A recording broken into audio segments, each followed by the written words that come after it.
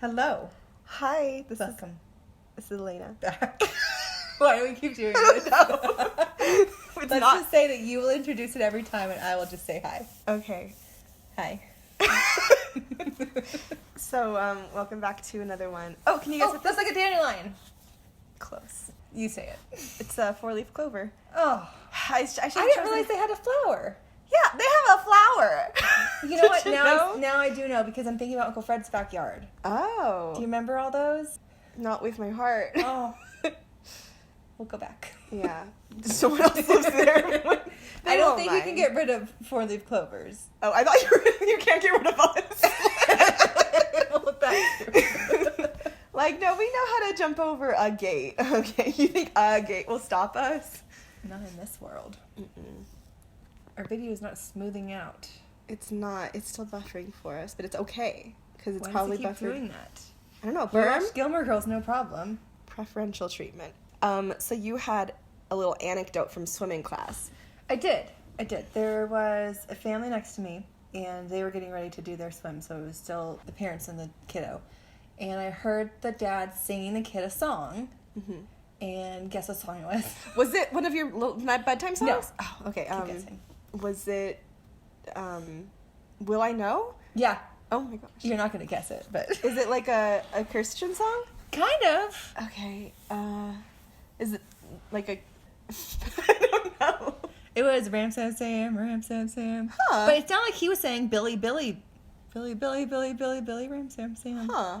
But anyways, Interesting. then it made me think, like, was that when we went to the Jewish church? Oh, I don't know. But it was interesting because, like, I thought that was like a family song, but I think it must be religious, and for some reason it brought me to.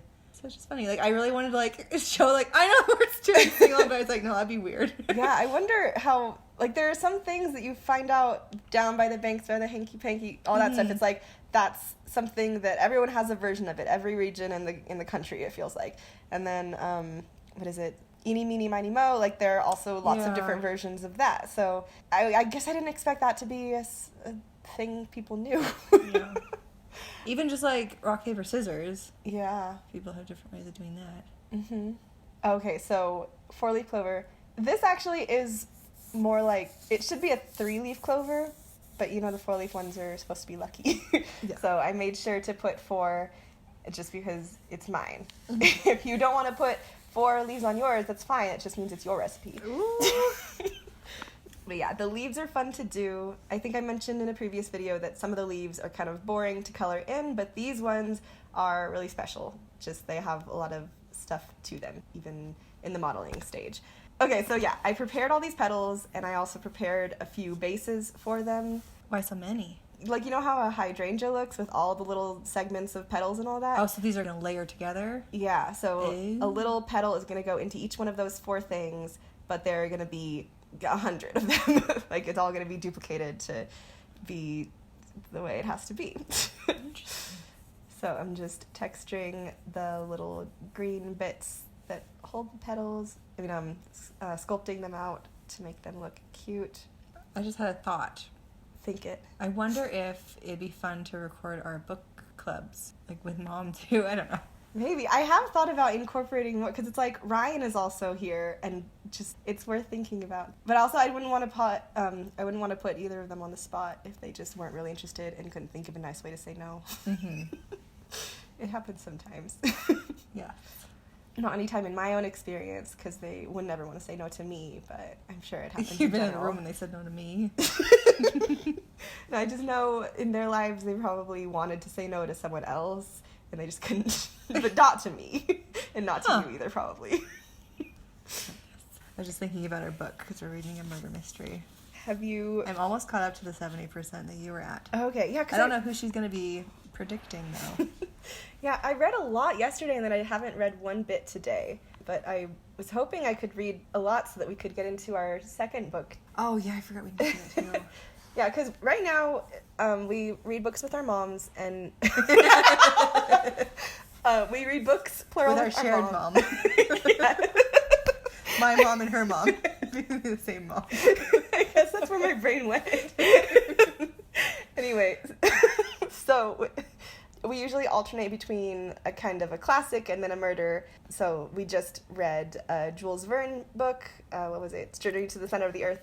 And right now we're reading a little mystery. And in theory, we like cozy mysteries. We like when they are all solved and chill by the end. But it seems like we haven't had a lot of luck with cozy mysteries because they get kind of silly, or we just don't really like the characters that much. So we're trying out another cozy mystery, and we know we're not going to read any more of this one. It's already just evident this character is kind of just not proceeding in a logical way. But then we're going to go from a murder mystery to another murder mystery because we picked up a James Patterson book at the library. We just saw there were 3 copies of it. So yeah, we're going to be reading another one. Okay, so right now there's a piece in the center there that is a magnet, and so all of these things can stick to it. And I'm trying to arrange them nicely, but it's really hard, and I haven't figured out a good flow yet. So I think I'm going to place these last 2, and I'm going to shoot the screen, and you're going to see it's arranged a little nicer, and then I can proceed. I just needed to make a bigger shape. I couldn't really figure out what I was doing at first. Why don't you just take that whole chunk and put it in? Because then they'll all be in the same position that they were in when I took them away, which, like, I just need to... you want to mix and match it a bit. Yeah, like, I need to replace them individually. And, yeah, it takes a while. I think for this part, I show the remainder of that little bit over there, of the little collection over there, and then I shoot the screen again, and then it's just done, because we see it. I'm placing so many things. We get it. But yeah, clovers just have a bazunch of these. Speaking of clovers and St. Patrick's Day and all that, shamrock shake, discuss. That's subtle. I moved so far away. Bless you. Thank you. So I was thinking about shamrock shakes. Yes. What do you think about those? We just had those.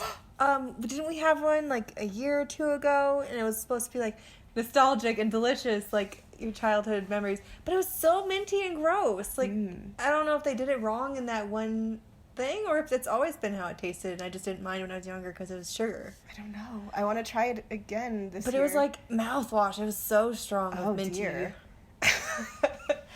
I want to try. I feel like I couldn't have tried it that time because I don't have any memories of that. I don't think I gave it to you because, mouth germs and all. Yeah. Gross. Gosh, okay. I saw a little Instagram thing from someone today. It was a get ready with me in the morning kind of thing where she was getting dressed, getting her breakfast, getting her teeth brushed, all that stuff.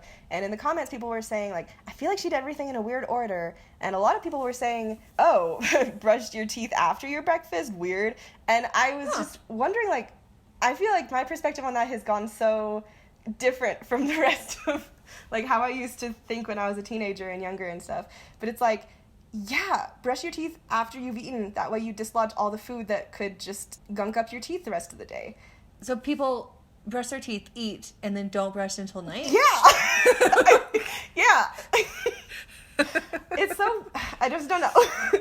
Because it's what do you think you're brushing your teeth for if not to clean them from, stuff on them, like food? Oh, here come the nice leaf colorings. I saw this thing recently, and I didn't really put much truth in it, but it said don't brush your teeth right after you eat breakfast or right after you eat sweets or even right after you throw up. It says don't brush your teeth right after those things because there's a lot of acidity that's built up in your mouth. Okay. And you're brushing the enamel off when you're brushing the acid with your toothbrush onto your teeth. So it says wait at least an hour before you brush your teeth after those occasions. That holds some water because in recent years I've realized that I get really sensitive teeth after having something citrusy, and that was the tip is don't brush your teeth after eating an orange, even if you think it's going to solve the sensitive tooth problem from the citrus. It's swish water around for a while. Even that doesn't really help me, so I just have to avoid citrus now. But yeah, that's the tip I've heard for citrus. Were you this far away when you did this? Was. Why were you so far? I needed to because I couldn't tell how it looked from a distance. I just needed to get way far away because I was cleaning up little sections closer up, and it just wasn't giving me a true indication of how it looks. Okay. Sometimes you need to just step back and take a long look. Gosh, would it be beneficial to have 2 screens, one that has a really zoom in and one that you can work on?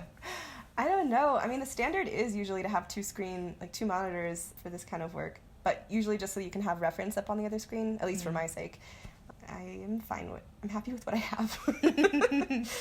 Oh yeah, these these have a lot of lines. I only show a segment of this because there are 4 leaves, 2 sides, 8 sections of this, so I just show little bits of it. So you get the point after I do one of them. But yeah, stepping back to look at your work, I remember this. It reminds me of this thing from one of my art classes. Someone was talking about how she went to do some sort of study abroad thing in Italy once, and within it, I think she was there for like 3 or 4 months. Everyone there was only supposed to complete 1 painting each, and she was saying what you do is you do it in a special way, or you just step forward, do 1 brushstroke, and you step back the 2 feet or whatever and look at it again, and then you can step forward and do another brushstroke and then step back again. Like, it was a super lengthy process, but it was just so that you could really see what you were looking at, or to practice patience. I don't know. It was such an odd story. It stuck with me for years. Have you tried it? I mean, no. I just don't know. I wonder what the philosophy on that sort of method is. If anyone knows, put it in the comments. Okay, so speaking of... Okay, I don't need a segue for this. I remember I once saw a video where this girl was given an avocado, or she had an avocado, and she cut into it, and she was saying, like, she never has avocado, and she wasn't sure if it was ripe or what, and as soon as she started to cut into it, I could see that she was putting some muscle into it. So I was like, I know it's not right. I think you need to just do 1 single Google search and you'll see it's not right. But anyway, she proceeded with it, and when it wasn't... Oh, it's done! Oh my gosh. I'm not done with my avocado story. We'll find out about avocados next time. Okay, I'm going to talk about it first thing in the next video. So tune in for that one. Thank you everyone for watching. See you next time. Ba-dum-bum, ba-dum-bum.